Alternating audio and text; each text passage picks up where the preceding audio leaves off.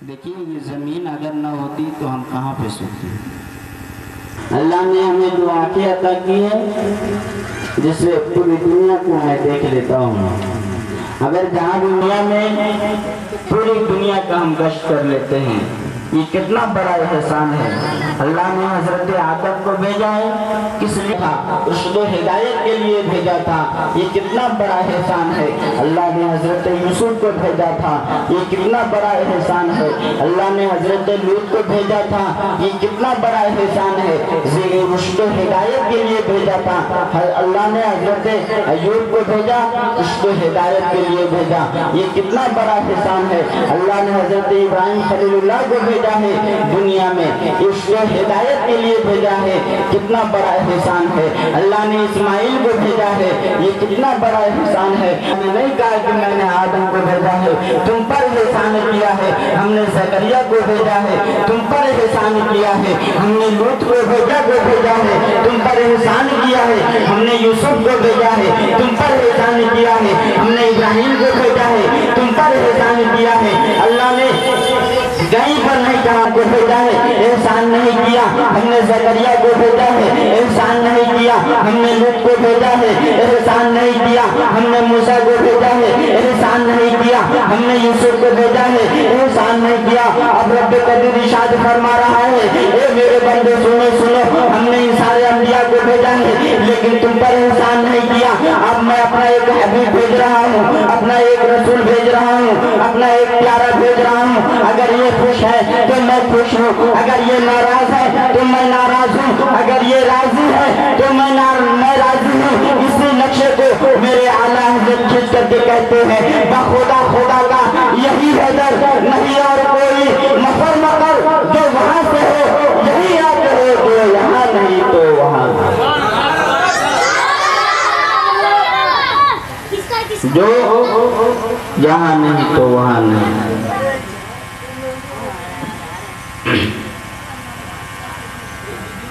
आला हज़रत कहते हैं कि जो यहाँ नहीं तो वहाँ नहीं। आप समझे कि हम अपनी जवानी को जब उसका रिजल्ट आउट होता है तब पता चलता है कि ये बंदा कितना मेहनत किया था, इस समय पढ़ाई में क्या किया था। तो इसी तरह दुनिया में हम जिंदगी गुजार रहे हैं, तो अगर हम आज कामयाब नहीं होंगे, सही से मेहनत नहीं करेंगे, अल्लाह व रसूल को नहीं मानेंगे, उसके कौल व फेर पर हम नहीं चलेंगे, तो यकीन जानिए कि आखिरत में हमारा हश्र भी बहुत बुरा होगा। दूसरी आयत पाक जो मैंने पढ़ा है, उन्ना लिबासुल लकुम व अंतुम लिबासुल लहुम। लिबास आप जानते हैं, लिबास कपड़े को कहा जाता है। मेरे नबी फरमाते हैं कि जब लड़का हो या लड़की के लायक हो चुका हो तो उसका निकाह कर दिया जाए, इसलिए ताकि अपने मैं बहुत गरीब हूँ। आज में सवाल पैदा होता है कि तुम्हें खुद गरीब हूँ, मेरा खाना खर्चा खुद नहीं निकल पा रहा है, अब मैं जब शादी कर लूँगा तो मेरी बीवी आएगी। वो माते तो थे, लेकिन पैसे का हिसाब किताब भी होता था, लेकिन शादी के बाद जो मेरा आलम हुआ है वो हम जानते हैं और आप लोग भी जानते हैं। कितनी बरकत होती है शादी के बाद। शर्त है कि आप अपनी बीवी को अच्छी निगाह से देखिए, अच्छे से रहना सहना सिखाइए, अच्छे ढंग से उसे रहने सहने का तरीका बताइए। आज हमारे माशरे में एक बहुत बड़ी बुराई फैली हुई है कि बच्चा 25-30 साल का हो जाता है, लेकिन हम उनके वालिदैन से कहते हैं कि आप अपने लड़के की शादी क्यों नहीं कर रहे हैं, आप अपनी बच्चे की शादी क्यों नहीं कर रहे हैं। कमा तो रहा है 10,000 15,000 कमाता है, इससे क्या चलने वाला है, इससे तो जिंदगी बसर नहीं होने वाली है। मैं नौकरी की तलाश में हूँ कि मेरा मेरे बेटे की नौकरी लग जाए, उसके बाद मैं शादी करूँगा इसका। लेकिन याद रखना मुसलमानों कि जिस उम्र में वो बेटा घुट घुट करके अपनी जिंदगी गुजर रहा है, दिन में आपने उसके चेहरे पर मुस्कान तो देखा है, दिन में उसके चेहरे पर आपने हंसी तो देखी है, लेकिन रात के वो आलम को आपने नहीं देखा, रात की वो तन्हाई को आपने नहीं देखा है।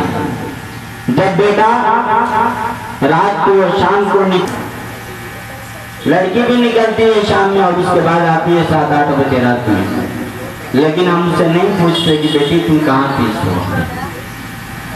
इसलिए कि दुनिया का रिवाज तो और बदल गया है।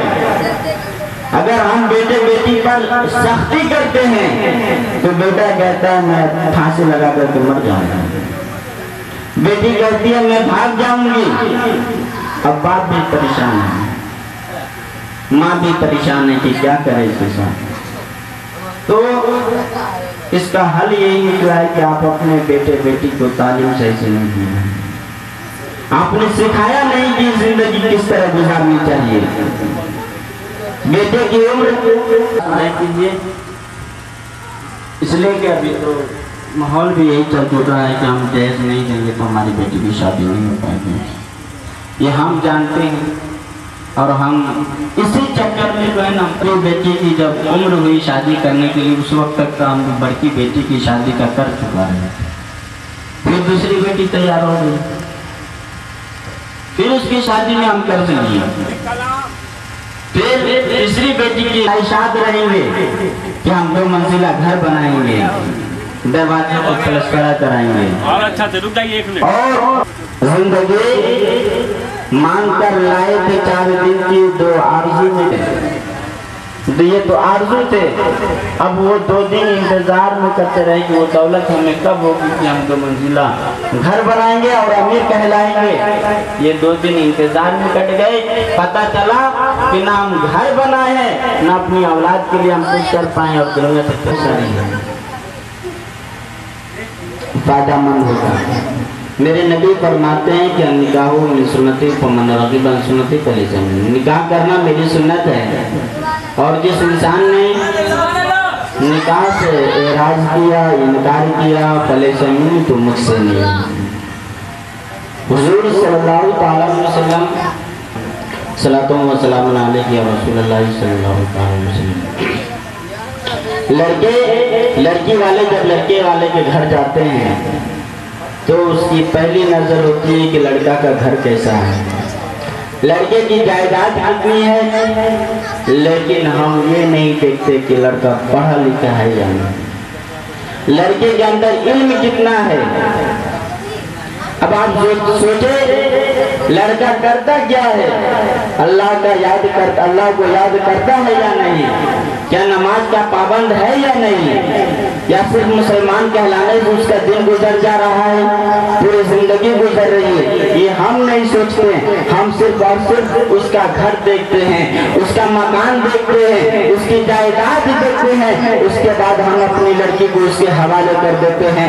उसके बाद पता चलता है कि लड़का शराबी निकला है, लड़का जुआरी निकला है, लड़का चोर निकला है। आएंगे कि बेटी को जाने नहीं देंगे तुम्हारे यहाँ, इसलिए कि जो जिंदगी उसने गुजारी है अपने घर में, जिस ऐशो आराम की जिंदगी गुजारी है, वो जिंदगी तो ससुराल में नहीं मिलेगी। 1-2 दिन इज्जत बहुत होती है, तीसरे दिन का नहीं है। इसलिए कि तुम्हारी शादी एक दौलतमंद की हमने की है, तुम्हारी शादी एक हमने खजाने वाले की यहाँ शादी की है। अब बेटी को आने की जरूरत नहीं है, लेकिन याद रखना मेरे मुसलमान हो, उस घर का जायजा लीजिए कि उसकी आंगन कितना सुना सुना होता है, माँ कितनी परेशान होती है, बुढ़ापे की उम्र में भी कमारे खाना पका करके खाती है। बाप भी पुतों पर तो जोर नहीं डाल सकते ना। और जिस तरह आप अपनी बेटी को अपने घर में रखते थे, उसी तरह अपने पुतों को भी घर में रखिए। यही लड़ाई झगड़ा का असल वजह है कि जब हमारे घर में पुतों आती है, दूसरे की बेटी का हम अपने घर में लाते हैं, उससे बहुत काम करवाते हैं, बहुत ज्यादा काम करवाते हैं, हर काम वही करे। लेकिन वही शादी से पहले मेरी बेटी घर में रहा करती थी, उसका हाथ हम बता दिया करते थे, उसका कुछ काम हम कर दिया करते थे, तो क्या आपके अंदर नाइंसाफी नहीं आई? क्या आप कुछ आप सहूलतें शामिल होते रहे, आप कुछ काम करते रहे, लेकिन जब घर में दूसरे की बेटी आई, अब उसको परेशान, पूरे घर का काम वो करे, तो यही तो आपका अकीदा है कि घर में पुतों को लाए तो काम वो करेगी। अब्बा जान आप ये तो सोच रहे हैं, लेकिन ये नहीं देख रहे हैं कि ये रिश्ता आया है। इस रिश्ते का अगुवा कौन है? इस रिश्ते को जोड़ने वाला कौन है? मोहम्मद अरबी सल्लल्लाहु ताला अलैहि वसल्लम। अब बेटी तैयार हो गई, बाप के गले से लग गई और बोला अब्बा जान आप कह दीजिए हाँ, आप हाँ कह दीजिए और रिश्ता को मुंसलिक कीजिए, मैं इस लड़के से शादी करने के लिए तैयार हूँ। साहबी रसूल आए, हुजूर की बारगाह में आए, खबर दी, हुजूर वो लोग तैयार हो चुके हैं। देखिए कितना गरीब था, उसकी गरीबी आ गई। उसी वक्त जंग बदर का जंग का ऐलान हुआ। हुजूर ने कहा, हजरत बिलाल से कहा कि जाओ मक्के शहर में ऐलान कर दो कि आज मुशरिकीन से जंग करना है। उन्होंने दावा किया है, जंग का ऐलान किया है। जब हजरत बिलाल गलियों में घूम घूम करके कहने लगे मोहम्मद अरबी के वफादारों उठो, हुजूर का कौल सुनो, हुजूर का अम्र सुनो कि हुजूर फरमाते हैं जंग के लिए तैयार हो जाओ। वो इंसान जो काले कलौटे था, उसकी गरीबी ये थी कि उसके पास सिर्फ और सिर्फ एक तलवार थी। घर में सिर्फ और सिर्फ एक तलवार थी और हुजूर ने कहा था कि साहबी तुम जाओ, इस तलवार को बेच करके तुम दैन महर का इंतजाम करो। दैन महर पर मैं बताऊंगा कि दैन महर कितना अजीम होता है। वो इंसान, वो साहबी रसूल अपने तलवार को बेच देता है और कुछ रकम हासिल की ताकि लड़की को दैन महर में दिया जाए। जब हजरत बिलाल ने ऐलान किया तो वो साहबी दौड़े दौड़े उस दुकानदार के पास गए और कहा कि मुझे तलवार वापस करो, अब आप अपने पैसे आप रख लो। तलवार लेकर के आए। हुजूर के जो आप रो रहे हैं, फिर मेरे हुजूर हंसने लगे, बोले माजरा समझ में नहीं आता या रसूलल्लाह, कभी आप हंस रहे हैं कभी आप रो रहे हैं। तो मेरे नबी ने फरमाया कि साहबी तुम्हें पता है कि जिस इंसान को तुम मेरे पास लाए हो नमाज जनाजा के लिए, दफन करने के लिए, मक्का का रईस हुस्ने मलका थी, हुस्ने मक्का भी थी। तो साहबी रसूल ये सोच करके रोने लगे कि इंसान, उसकी शादी कल होने वाली थी और अपनी जान, लेकिन इसलिए रो रहे थे और हंस इसलिए रहे थे, हुजूर ये कैसा इंसान है, अपनी तलवार को बेच चुका था और जैसे ही मेरी आवाज इसकी कानों में गई तो अपनी तलवार को इसने बेच दिया। ये साहबी रसूल का अकीदा था। उन्होंने ये नहीं देखा कि मेरी शादी कल होने वाली है। पहली रात थी अपनी बीवी से मुलाकात करने की, अपनी शरीक हयात से मुलाकात करने के लिए पहली रात थी, लेकिन शाम में पता चला कि आज जंग का ऐलान हुआ है। मेरे नबी ने कहा है कि जंग करने के लिए वो साहबी अपनी बीवी को छोड़ दिया। उसके बाद वो जंग में जाकर के शहीद हो गए।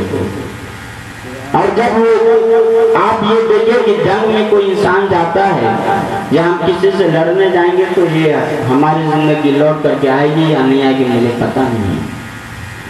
जब वो इंसान घर से निकला था, बीवी से कहा था कि मेरी शरीक हयात तो आज ही मेरे घर आई है, लेकिन मैं नबी का वफादार साहबी हूँ, हुजूर का ऐलान है जंग करने के लिए, मैं जंग करने के लिए जा रहा हूँ। तो वो लड़की जवाब देती है कि मेरे सरताज आप जाएं, आप जाएं, आपकी जान चली जाएगी तो कोई दिक्कत नहीं है, मैं दूसरे से शादी कर लूंगा। उसका अकीदा ये था। लेकिन आज अगर इस्लाम की खातिर हमारी जान देनी पड़ेगी तो नहीं दे सकते। हमारे घर वाले रोकेंगे, मेरी माँ रोकेगी, पैर पकड़ लेगी, ना जाने देगी, मेरा बाप रोएगा, मेरी बीवी तो और नहीं छोड़ेगी, उसका तो और दिल नाजुक होता करके उसके बाद महफिल का इंतजाम कर दिया जाएगा। दैन महर आमतौर पे हम देखते हैं, अभी भी हम 15 दिन पहले नमाज़ी जनाजा पढ़ाए हैं, उसकी शादी हुई थी शायद के 4-5 साल हो गए। लड़का कमाता भी है, लड़का जवानी की उम्र में इंतकाल कर गया। उसकी 2 बेटी थी, लेकिन जब मैंने उसे गुस्ल दिया और कफन में उसे हम पहना दिए, उसके बाद घर वाले आए, हाफिज जी ये लड़का दैन महर अदा नहीं किया था, दैन महर आप माफ करवा दीजिए। बोले क्यों? दैन महर देना है आपको, ये आपका अपना कर्ज है, या आज दीजिए या कल दीजिए, आपको देना पड़ेगा। अगर मरने के बाद बीवी कान में जाके कह देगी कि मेरे सरताज मेरे शौहर हमने आपको दैन महर माफ कर दिया, क्या माफ हो जाएगा? दुनिया में हमारा हाल ये है कि दिन भर में ना जाने कितनी गलती करते हैं और कहते हैं सॉरी सॉरी सॉरी मुझे माफ कर दीजिए, लेकिन फिर एक घंटे के बाद फिर वही हाल है। माफ कोई कर दिया है? नहीं किया है। जब हम दुनिया में किसी को माफ नहीं करते तो मरने के बाद क्या माफ करेंगे? तो दैन महर बहुत अजीम ये चीज़ है। शादी करके लाइए, लड़की के हवाले कर दीजिए। अगर लड़की अक्लमंद है, होशियार है, लेकिन अभी की लड़की के अंदर उतनी तो तवानाई नहीं मुझे नजर आती है। जब तक लड़की की शादी होती है ना, 5 साल तक वो लड़की अपने घरों से मुंसलिक रहती है। 5 साल के बाद या फिर उसके पास 1-2 औलाद हो जाए, बेटा बेटी हो जाए, उसके बाद अब वो अपने शौहर के लिए सोचती है कि मेरा शौहर कितना तकलीफ उठाता है, कितनी मुसीबतों का सामना करता है। लेकिन शुरुआत में बहुत अजीब हाल होता है, नहीं समझती। वो आपको धमकी दे देती है कि अगर आप ज़्यादा मुझ पर जोर कीजिएगा तो हम अपने बाप को भगाएंगे, और जो होगा सो आप समझ लीजिएगा। तो अगर लड़की चाहे ये दैन महर का पैसा उसका पैसा है, अगर वो चाहे तो अपने बाप को दे दे, अपने भाई को दे दे, अपने जिस्म में लगा ले, कपड़े लत्ते खरीद ले, आपको कोई हक नहीं है उसे रोकने। आप इतना समझा सकते हैं कि मेरी बीवी जो दैन महर का पैसा इसे गलत इस्तेमाल नहीं करती, ऐसी जगह पे इस्तेमाल करना जहाँ पे तुम्हें फायदा हो। और अगर लड़की अच्छी हो, उसके पास अगले सलीम अच्छा होना सोचने के लिए, तो वो कह देगी कि मेरे शौहर ये इस पैसे को लेकर के हम मेरा बाप मुझको आपके हवाले कर दिया है, अब आप मुझे खिलाइएगा पिलाइएगा पहनाइएगा उड़ाइएगा, इस पैसे को लेकर के हम क्या करेंगे? इस पैसे को आप रख लीजिए और जहाँ पर जरूरत पड़ेगी आप मुझे मदद कर दीजिएगा। लेकिन अगर इसमें थोड़ी होशियारी देख ले कि अगर 20-22 हज़ार 25 हज़ार अभी क्या होता है दैन महर बांधा जाता है इस ज़माने के लिहाज से, तो उसे चाहिए कि अपने शौहर के नाम कर दे ताकि ये पैसा तो फिर तो वो उसी के जिस्म में लगाएगा, तबीयत खराब होगी उसी पैसा को इस्तेमाल कर ले, ये शौहर का दिमाग इधर उधर ना जाए। इसलिए कि जब इंसान प्यासा होता है ना, जब इंसान खूब प्यास उसकी लगती है तो ये नहीं देखता कि फ्रिज वाला पानी का। मेरा बेटा अगर गुनाह करता है, शरीयत इस्लाम को छोड़ देता है, तो उसका गुनाह हम पे पड़ेगा, इसलिए कि शादी की जिम्मेदारी हम पे है। हम उसकी शादी करेंगे ना, बेटी की शादी हम करेंगे, बेटा की शादी हम करेंगे। अगर हम खड़े होकर सुने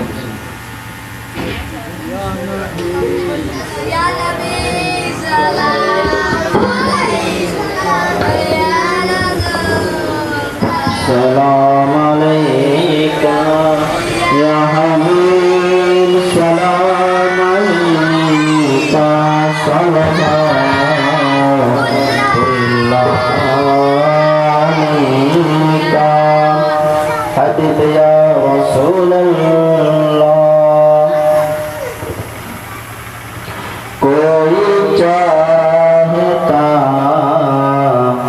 है बहिश्त को, कोई चाहता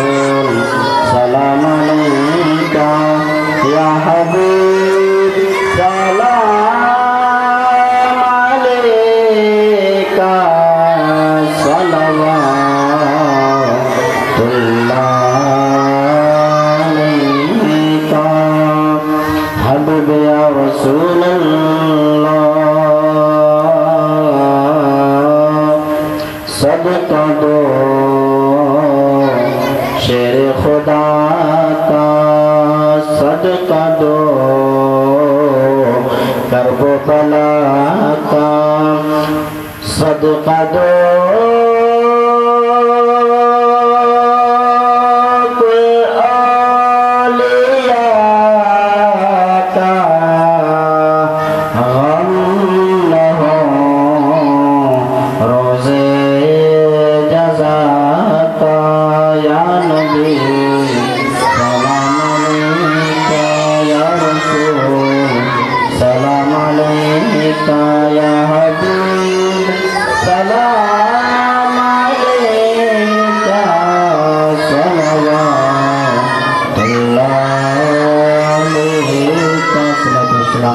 Rasulullah sallallahu alaihi Habibullah wassalatu wassalamu alaihi ya Nabiyullah salatu wassalamu alaihi ya Syafi'ana yaumil qiyamah.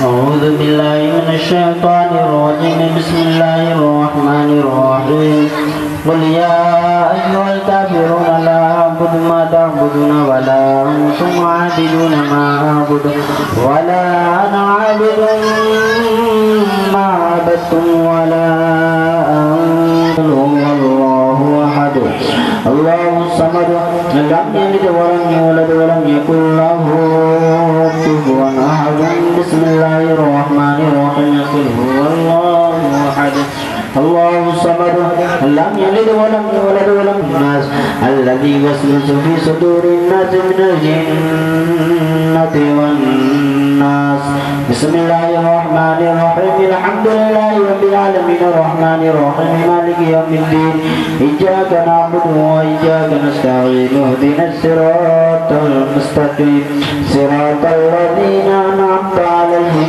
غير المغضوب عليهم ولا الضالين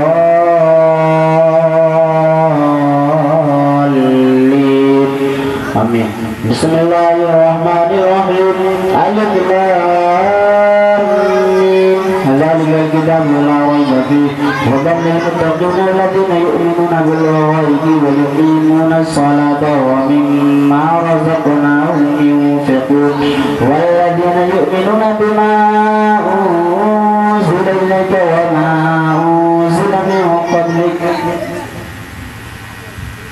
وبالآخرة هم يوقنون أولئك على هدى من ربهم وأولئك هم المفلحون وإلهكم إله واحد لا إله إلا هو الرحمن الرحيم إن رحمة الله قريب من المحسنين وما أرسلناك إلا رحمة للعالمين ما كان محمد أبا أحد من رجالكم ولكن رسول الله وخاتم النبيين وكان الله بكل شيء عليما إن الله وملائكته يصلون على النبي يا أيها الذين آمنوا صلوا عليه وسلموا تسليما اللهم وسلم صلى الله تعالى عليه وسلم أعوذ بالله من الشيطان الرجيم ألا إن أولياء الله لا خوف Ya Allah ya Rahman ya Rahim Dili marat mustaqim bahaqe ya kana abdu wa ya kana nasta'in Allahumma ya Rabb qadir sare sham se lekar ab tak jo bhi naat तक पड़ेगा और तकबीर मवाइज से हसना बयान किए गए हैं। शेख ने पानी हाजिर मौला इन तमाम चीज़ों का सवाब अपने बारे में अता फरमा।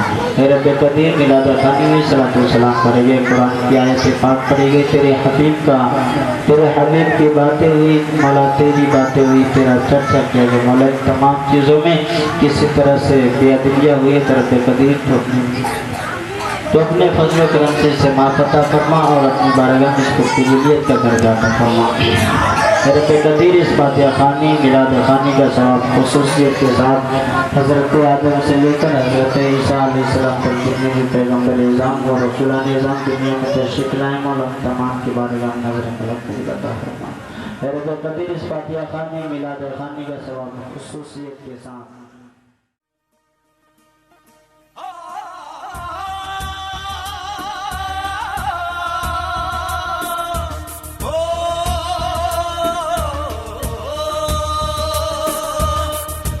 अली दम अली अली अली अली अली दम अली अली अली अली अली दम अली अली दम अली अली दम अली अली अली अली दम अली अली अली अली दम अली अली अली अली अली दम अली अली अली अली अली दम अली अली अब दिल में है गम अली अली गम अली अली गम अली अली हर दिल में है गम अली अली गम अली अली गम अली अली तू कर दे करम दम अली अली दम अली अली दम अली अली अली अली अली दम अली अली तेरे दम से है गम अली अली दम अली अली दम अली अली तेरे दम से है दम अली अली दम अली अली दम अली अली तू कर दे करम दम अली अली दम अली अली दम अली अली अली अली अली दम अली अली अली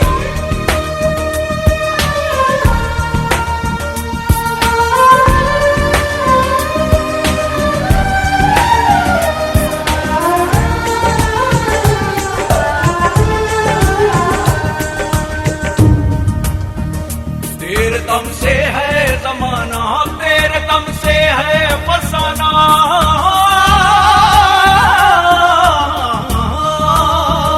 तेरे दम से है जमाना तेरे दम से है फसाना तेरा रंग है रंग है रंग है तेरा रंग है आशिकाना ये मलंग तेरा दीवाना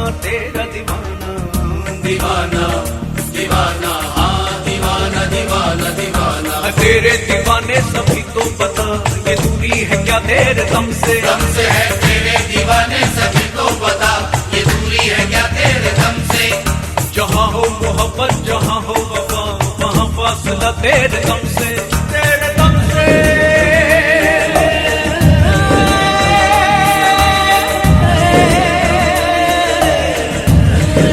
तेरे दम से है दम अली अली दम अली अली दम अली अली तू कर दे करम दम अली अली दम अली अली दम अली अली अली अली अली दम अली अली अली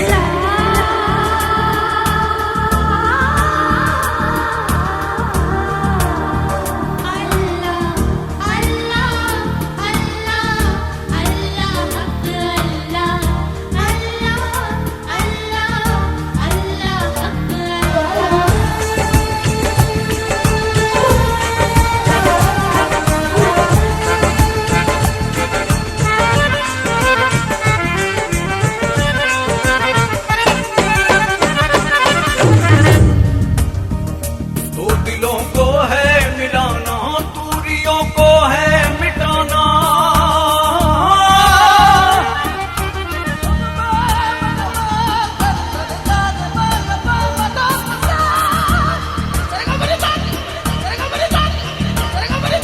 दो दिलों को है मिलाना दूरियों को है मिटाना जलवा तुझको है दिखाना जलवा तुझको है दिखाना जलवा जलवा जलवा ये मलंग तेरा दीवाना दीवाना दीवाना दीवाना दीवाना दीवाना दीवाना दीवाना है इतनी शिकायत है इतना गिला कहाँ तू छुपा है कसम से है इतनी शिकायत है इतना गिला कहाँ तू छुपा है कसम से हटा दे ये पर्दा है ये इल्तिजा निगाहें मिला तू कसम से